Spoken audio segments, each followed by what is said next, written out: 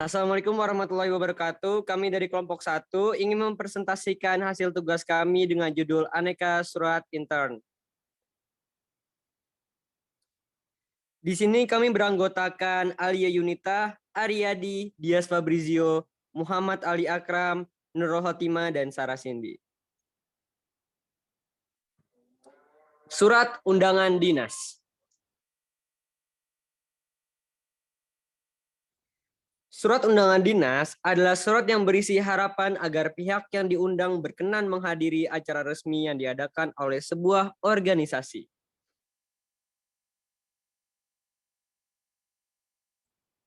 Ciri-ciri surat undangan dinas adalah waktu acara dilakukan meliputi hari, tanggal, dan jam. Kedua, tempat. Ketiga, bahan-bahan yang harus dipersiapkan atau dilampirkan. Dan yang terakhir adalah susunan acara. Di sini kita bisa melihat contoh dari surat undangan dinas.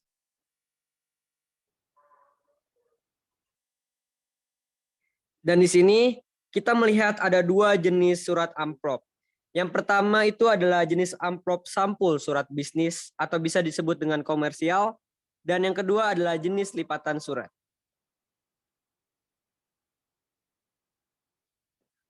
Baik, selanjutnya akan dibacakan oleh rekan saya, Alia Yunita.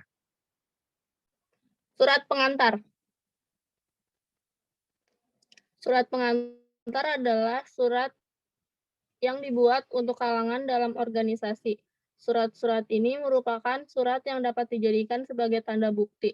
Karenanya, sebaiknya dibuat paling sedikit 2 rangkap. 1 rangkap untuk pengirim dan 1 rangkap lainnya untuk penerima. Jenisnya ada 2, yaitu surat resmi dan tidak resmi. Jenis-jenis surat pengantar. Yang pertama ada surat pengantar untuk orang. Surat pengantar untuk orang biasanya digunakan untuk memberikan mandat kepada pembawa surat untuk melakukan suatu kegiatan tertentu. Surat ini biasanya digunakan oleh organisasi yang besar, sehingga tidak semua pegawai mengenal pegawai lainnya. Yang kedua, ada surat pengantar untuk surat, yaitu sebuah surat yang dibuat untuk mengantarkan surat yang lain. Dan yang ketiga, ada surat pengantar untuk barang. Biasanya sering disebut dengan tanda bukti serah terima barang. Surat pengantar ada 3, yaitu pengantar untuk orang, pengantar untuk surat, dan pengantar untuk barang. Pengantar surat untuk surat ada 2, yaitu disposisi routing slip dan buku ekspedisi intern. Disposisi atau routing slip yaitu suatu surat pengantar dari suatu bagian kepada bagian lain yang berisi mengenai suatu pertimbangan sebuah surat. Pertimbangan itu diperlukan karena tidak semua surat dapat oleh satu pihak, sehingga harus meminta pertimbangan pihak lain. Sehingga inilah yang disebut dengan lembar disposisi. Biasanya setiap organisasi sudah mempunyai format standar. Yang kedua, buku ekspedisi intern. Selain buku yang mencatat pengiriman surat di dalam suatu organisasi. Pada organisasi yang besar, buku ini ditangani oleh satu bagian khusus. Sementara untuk organisasi kecil biasanya ditangani oleh sekretaris. Sama seperti routing slip, buku ini biasanya sudah mempunyai format yang baku.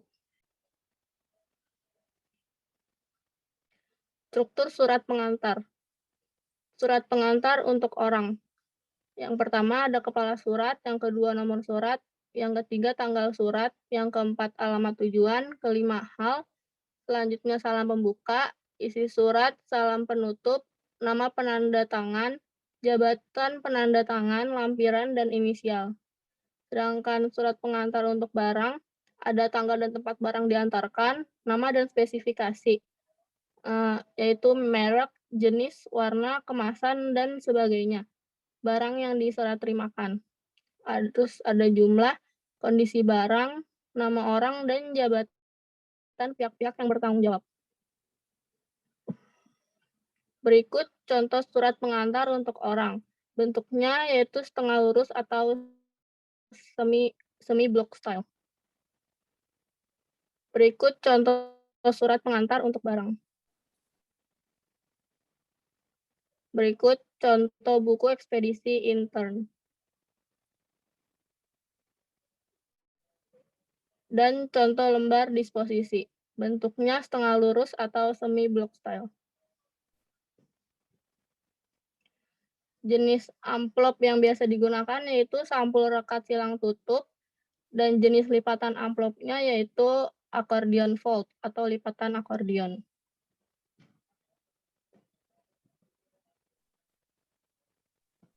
Terima kasih Alia Yunita. Selanjutnya akan dibacakan oleh rekan saya Nurul Hotin. Surat pengumuman. Pengertian pengumuman. Surat pengumuman merupakan surat yang berisikan informasi pemberitahuan secara resmi yang ditujukan kepada khalayak ramai.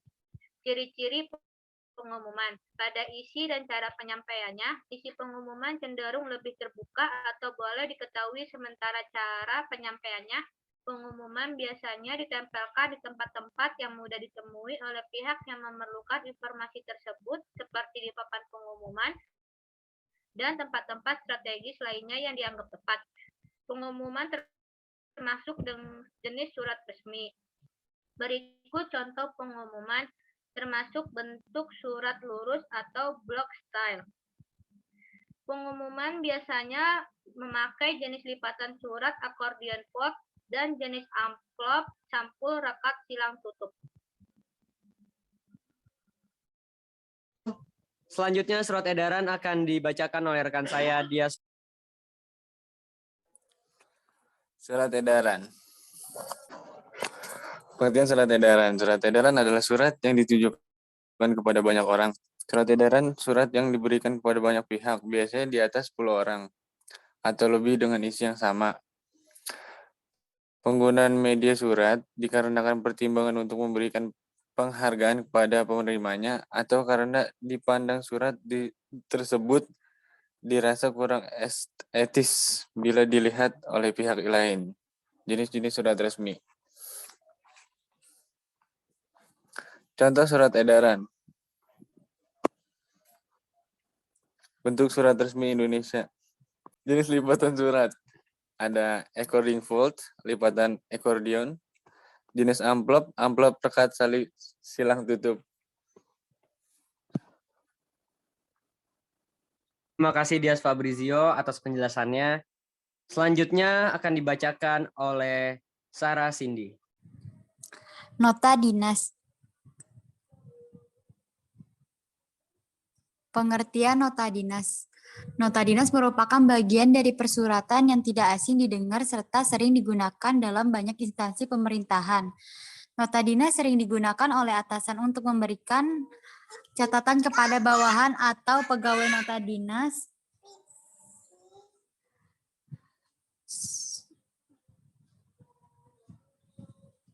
sendiri berasal dari kata not yang berarti catatan, sehingga dapat diketahui bahwa nota dinas bagian dari sebuah instansi yang bersifat secara intern atau hanya dalam ruang lingkup perusahaan saja, berdasarkan isi termasuk jenis surat resmi. Struktur nota dinas: 1 kepala surat, 2 nota dinas, 3 nomor surat, 4 alamat tujuan, 5 nama pengirim, 6 hal, 7 isi, 8 tanggal, 9 jabatan penanda tangan, 10 nama penanda tangan. Berikut adalah contoh nota dinas dengan bentuk surat resmi Indonesia Baru. Berikut ini adalah jenis amplop sampul surat bisnis dan jenis lipatan surat accordion fold. Baik, terima kasih Sarah Cindy. Selanjutnya adalah surat memorandum. Memorandum atau memo berasal dari kata memory dari bahasa Inggris yang berarti ingatan. Karena sifat mengingatnya, memo dapat dibuat oleh atasan kepada bawahan, bawahan kepada atasan, dan sesama pegawai yang tingkatnya sejajar. Jenis-jenis memo. Jenis-jenis memo dibagi menjadi 2. Yang pertama resmi. Memo ini sifatnya resmi dan biasanya dipakai sebagai surat pernyataan dalam hubungan resmi dari seorang pimpinan kepada bawahan dalam sebuah perusahaan, lembaga, ataupun instansi. Pribadi. Memo ini sifatnya pribadi yang biasanya digunakan sebagai nota atau surat pernyataan tidak resmi antar teman, saudara, ataupun orang terdekat. Struktur memo. Struktur dari memo adalah bagian kepala. Berada di paling atas, kepala memo terdiri atas kop memo pada memo resmi, nama pengirim, dan nama penerima. Bagian isi. Bagian yang kedua yaitu badan memo yang terdiri dari atas, dari isi memo. Bagian penutup. Bagian penutup atau kaki memo, bagian ini terdiri dari berisi tanggal, tanda tangan, dan nama jelas pembuat memo. Di sini kita bisa melihat contoh dari memo. Dan kita juga bisa melihat jenis-jenis amplop. Yang pertama itu adalah sampul rekat silang tutup, dan yang kedua adalah jenis lipatan amplop accordion fold atau lipatan akordion. Baik, sekian dari kelompok kami. Kurang lebihnya mohon maaf. Jangan lupa di like, comment, and subscribe. Wassalamualaikum warahmatullahi wabarakatuh.